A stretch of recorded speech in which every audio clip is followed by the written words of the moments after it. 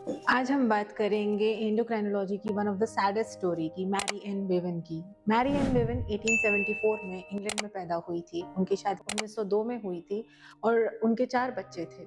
शादी के 4 साल बाद ही उनको एक बीमारी चालू हो गई, जिनसे उनका जो चेहरा है वो थोड़ा थोड़ा अलग दिखने लगा और उनको बहुत ज़्यादा हेडेक होने लगा। 1914 में अनफॉर्चुनेटली उनके पति की डेथ हो गई।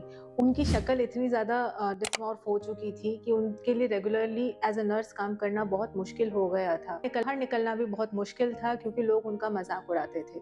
उन्होंने डेस्परेशन में कोनी आइलैंड ज्वाइन किया and as a world's ugliest women, and लोग पैसे देते थे उन पे हंसने के लिए। कितनी गलत बात है। तो अचानक से उनकी शक्ल चेंज क्यों हुई? उनकी शक्ल चेंज इसलिए हुई क्योंकि उनको एक बीमारी थी, एक्रोमेगैली। एक्रोमेगैली इसलिए होती है क्योंकि ग्रोथ हार्मोन शरीर में बहुत ज़्यादा बढ़ जाता है।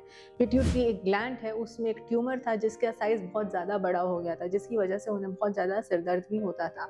अनफॉर्चुनेटली उस टाइम पे उनके लिए इसका कोई इलाज नहीं था। पति के मरने के बाद उनके पास और कोई चारा नहीं था। अपनी ही बीमारी को अपनी स्ट्रेंथ बना के अपने उन्होंने 4 बच्चों को पाला पोसा और उस जमाने में $50,000 कमाए। ये आज भी इस बीमारी का डायग्नोसिस में कम से कम 10 से 15 साल का डिले हो जाता है क्योंकि पता नहीं चलता है।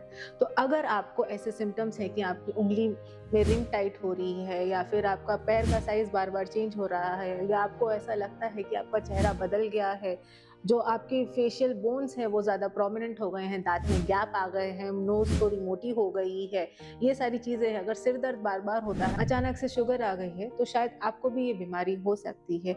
मिलिए अपने एंडोक्राइनोलॉजिस्ट से। मैं हूँ डॉक्टर खुशबू अग्रवाल, एंडोक्राइनोलॉजिस्ट। आज हम बात करेंगे एंडोक्राइनोलॉजी की one of the saddest story की, मैरी एन बेवन की।